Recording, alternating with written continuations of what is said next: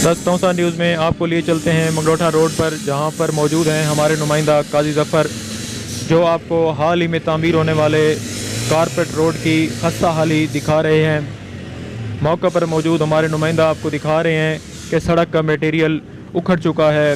हाल ही में ये रोड तामीर किया गया था, वज़ीर आला पंजाब सरदार उस्मान बुज़दार साहब की खसूसी ग्रांट से ये रोड बनाया गया था, लेकिन अब जो सूरत हाल नज़र आ रही है उसमें आप वाज़े तौर पर देख सकते हैं कि सड़क उखड़ चुकी है, आमद रफ्त के काबिल भी नहीं रही, और जो कारपेट बनाया गया था वो आपको सड़क की साइड पे पड़ा हुआ नज़र आएगा।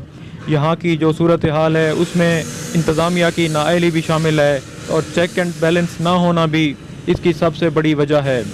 यहाँ पर मौजूद हैं हमारे नुमाइंदा काजी ज़फ़र, वो आपको सड़क की खस्ता हाली दिखा रहे हैं। रोड उखड़ चुका है, जगह जगह से गड्ढे पड़े हुए हैं। ये हाल ही में तामीर होने वाला कारपेट रोड है, मंगरोठा रोड। इंतज़ामिया की नाअहली यहाँ पे आप वाज़े तौर पर देख सकते हैं।